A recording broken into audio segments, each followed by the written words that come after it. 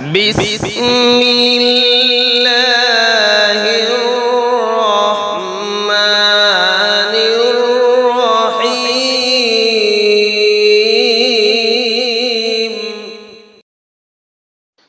جی وعلیکم السلام ورحمۃ اللہ وبرکاتہ. حضرت بس خیریت سے ہوں بحمد اللہ. آپ بھی امید ہے خیریت سے ہوں گے. اب ویسے آپ نے احمد پٹیل صاحب مرحوم کے متعلق پوچھا ہے. ویسے میں کچھ لکھتا نہیں ہوں، آپ نے لکھنے کی درخواست کی ہے، اور ویسے مجھے نہ بولنا آتا ہے نہ اس کا سلیقہ ہے لکھنے کا بولنے کا، لیکن آپ کی یادداشت کو بھی سلام ہے ماشاءاللہ. آپ صحیح فرما رہے ہیں. میں 2015 میں 16 میں وہاں امامت میں تھا پیرامن گاؤں میں، تو میں نے خود ان کے متعلق دیکھا ہے. فجر کی اذان ہوتے ہی یہ مسجد میں تشریف لے آتے تھے سفید لباس میں، جس طرح سے آپ ان کو دیکھتے رہتے ہوں گے. سفید کرتا پائجامہ میں رہتے تھے زیادہ تر، اور پہلی صف میں بیٹھ جاتے تھے. ان کے جیب میں ایک کتاب ہوتی تھی جس کو ہم قرآن کا دل یعنی یاسین شریف کہتے ہیں.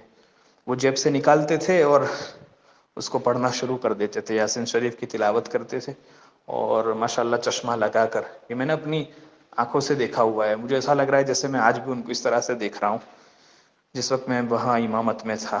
اور جب مسجد جماعت کے ہمارے ساتھیوں کا مشورہ ہوتا تھا تو وہ اگرچہ مشورے میں تو شامل نہیں ہوتے تھے، لیکن ہم مشورے میں بیٹھے بیٹھے ان کو دیکھتے تھے کہ وہ پہلی صف میں کونے میں یا کہیں جگہ ملے وہاں بیٹھ کر یاسین شریف پڑھتے تھے، یا پھر آسمانوں کی طرف دیکھ کر جو ہے انگلیوں پر شمار کر کے تسبیح وغیرہ کرتے تھے.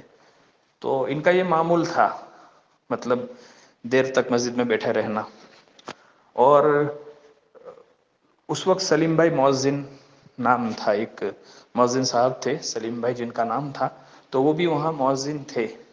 پتہ نہیں آج کل وہ وہاں ہے یا نہیں، وہ شاید اس بات کی گواہی بھی دیں گے. انہوں نے بھی دیکھا ہوگا. میں نے بھی بارہا ان کو سلیم بھائی مؤذن کو مسجد کے باہر جو پتھر کی بنی ہوئی کرسیاں تھی اس پر بیٹھے ہوئے دیکھتا تھا.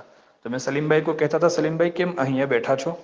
تو وہ کہتے تھے کہ بس احمد پٹیل صاحب نے آج جو باہر نکلے એટલે مسجد نے لوک لگاوی આપું.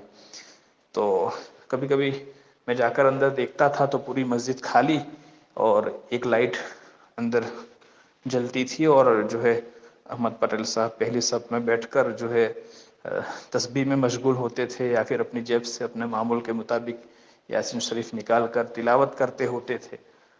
تو پھر ان کے اخیر میں مسجد سے جانے کے بعد جو ہے وہ سلیم بھائی مسجد کو لوک لگاتے تھے. تو اس وقت وہ میرے چونکہ احمد پٹیل صاحب مقتدی رہے ہیں تو میں اس طرح سے کہہ سکتا ہوں کہ یہ چیزیں میں نے ان کے اندر دیکھی ہے. بس آپ بھی دعا فرما دیں اللہ تعالی ہم تمام کو بھی استقامت نصیب فرمائے، اخلاص نصیب فرمائے، سچا پکا مومن بنا دے، اور اللہ تعالی ان کی ہوئی نیکیوں کو قبول فرما کر جنت میں بہتر سے بہتر اور اعلیٰ سے اعلیٰ درجہ نصیب فرمائیں. سیئات کو حسنات سے ان کے مبدل فرما دیں، اور ان کے پیچھے رہنے والوں کو صبر جمیل عطا فرمائیں. ہم تمام کو اور ان کے تمام اہل خانہ کو اللہ تعالی سنت رسول اور اللہ کی اطاعت کرنے کی ہمیشہ توفیق عطا فرمائیں، اور سنت رسول اپنانے کی ہمیں توفیق نصیب فرمائیں. تو اس وقت جو ہے اس طرح سے وہ میرے مقتدی تھے. تو اس طرح سے کچھ باتیں، یہاں تک کہ جمعہ کے دن بھی جمعہ کی نماز کے لیے جب میں بیان شروع کرتا تھا تو بیان شروع کرنے سے پہلے 2-3 منٹ پہلے وہ آ کر جو ہے مسجد میں آ جاتے تھے. ویسے مسجد تو بھر جاتی تھی، لیکن کبھی کبھی ہوتا یہ تھا کہ وہ کبھی تھوڑے سے 1-2 منٹ لیٹ آتے تھے تو آ کر جمعہ کی سنتیں ادا کرتے تھے.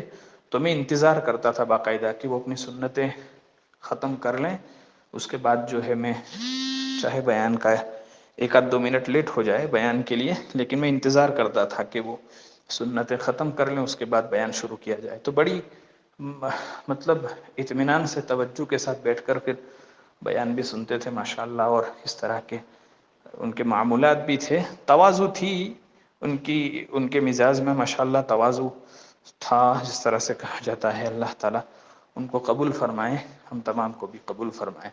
تو یہ کچھ رودات تھی، اللہ تعالی ہم تمام کو قبولیت سے نوازے.